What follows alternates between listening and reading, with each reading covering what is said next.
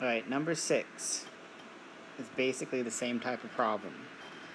This one's already by itself, it's isolated, and this one does not have any square roots, so we're going to put parentheses around it. We're going to raise both sides to the power of 2. Now I'm going to get x minus 5 times x minus 5. And on the other side, the square root drops because of the squared, and I get x plus 1. Alright, the easy part is FOIL, because you know how to do this. X times x is x squared. X times negative 5 is negative 5x. Another negative 5x. And a positive 25. Alright, I'm going to put those together and get x squared minus 10x plus 25. And the other side still has your x plus 1. Alright, same type of problem. We want to get everything on one side since we have an x squared over here. So we're going to subtract our x. We're going to get x squared minus 11x plus 25. And then we want to get the 1 over there too, so we're going to have to subtract it over. We're going to get x squared minus 11x plus 24 equals 0. Alright, again, because it has an x squared, what that means is I have to factor it. Alright, so that means x and x again. And the factors of 24 that we can think of. Alright, we got 4 and 6, 3 and 8, and 2 and 12, and 1 and 24. But the reason why we want to use 3 and 8 is because they add to give you the 11, which is in the middle here. Now 11 is negative, so that means they're both going to be negative. And then when you set them equal to 0, then you end up with the opposites. You get x equals 3 because you would add it, and you get x equals 8 because you would add it. Now if you go back to the top, you'll notice that only one answer is listed, 8. So that tells us that only one of them actually works when you substitute it back in. So let's try substituting it back in. So again, we're going to use x minus 5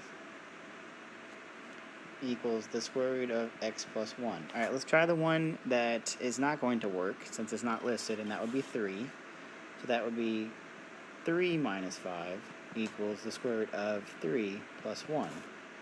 Well, 3 minus 5 is negative 2, and 3 plus 1 is 4. The square root of 4 is 2, and negative 2 does not equal 2. So that means that 3 is not a solution. But since 8 is listed as a solution, then 8 must work. Alright, so let's try it with 8. So again, x minus 5 equals the square root of x plus 1. And we're going to replace x's with 8's. So 8 minus 5 equals the square root of 8 plus 1. X minus 5 is 3. And then 8 plus 1 is 9, but it's underneath the root. So 3 equals the square root of 9, which is 3. And of course that does work. So then that tells you that 8 is in fact an answer. So that's a good example, number 6 there, of what happens when one answer works and one does not. In the event that no answer works, then that would be a no solution. When you try both answers and neither one of them works, that's an example of a no solution. Number 7 is a solution of 0, but it is unlike any problem that's on the notes, and I did not put one like that on a test. So since that was not going to be on assessment, we are going to skip number 7 on the notes. Don't skip number 7 on the practice worksheet, but I'm not going to go over number 7 on the notes because it's not like any of the other problems. Alright, number 8 is like one of the problems on the review and the assessment. So I'm going to go over number 8 for you guys. And again, if you have questions, alright, after you've watched the video and you try the practice, you guys know you can Zoom me. So here's number 8. Alright, so on number 8, we want to get this guy, this root by himself. So that means we need to move our negative 4 by adding 4 over. So now we're going to have k plus 4 equals the square root of 2k plus 23. Alright, we've done this problem before. We want to get rid of the root. So that means we have to square both sides. Now that one works out super nice and easy. 2k plus 23, because the 2, the square root, is knocked out by the power of 2. Now the other side raises to a 2, so that means you're going to have to use FOIL. K plus 4 times k plus 4. Alright, so using FOIL, that means 4 times. I'm going to get k squared plus 4k plus another 4k plus a 16. So that means I'm going to have k squared plus 8k plus 16 equals 2k plus 23. Now because this has a k squared, you know this is going to be a factoring problem. So let's get everything on one side. So we're going to subtract the 2k, and then we're going to subtract the 23. And make sure you put them underneath the appropriate ones. So k squared, and then 8 minus 2 will be 6, so that's a 6k.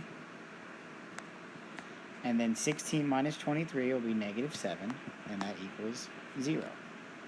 Now because it has a k squared, we're going to have to factor. Now we should get 2 answers from this, but if you look at the solutions, you'll notice there's only 1. So that means that one of them doesn't work. 7 is a prime number, so you can only use 7 and 1. So 7 and 1. So how would I get positive 6 from 7 and 1? I would need a positive 7 and a negative 1. Now, I take both of those, and I set them equal to 0. And when I do the opposite, so I subtract my 7.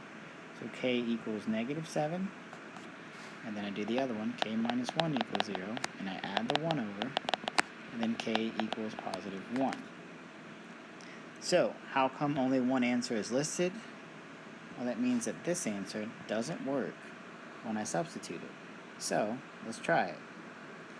Remember, the problem stated k equals negative 4 plus the square root of 2k plus 23. So if I replace the k's with negative 7 equals negative 4 plus the square root of 2 times negative 7 plus 23, it must not work. So, negative 7 equals negative 4 plus the square root. 2 times negative 7 is negative 14. Negative 14 plus 23 is going to be on the inside. So, what is negative 14 plus 23? 23 minus 14 is another way of doing it, so that will be 9. The square root of 9 is 3. But negative 4 plus 3 is negative 1. And negative 7 doesn't equal negative 1. So that's why negative 7 doesn't work. But if we look over here, positive 1 does work. So what that means is when I substitute 1 in, it does in fact work. That's an example of negative 7 being an extraneous solution. Okay, so if we want to try the 1 out, we can. We'll do it right here in the space provided when we skip that previous problem. Alright, so again, we got k equals negative 4 plus the square root of 2k plus 23. Now remember, we're going to use 1 to substitute. So 1 equals negative 4 plus the square root of 2 times 1 plus 23. 1 equals negative 4 plus the square root. 2 times 1 is 2. 2 plus 23 is 25. The square root of 25 is 5. Negative 4 plus 5 is 1, and 1 equals 1.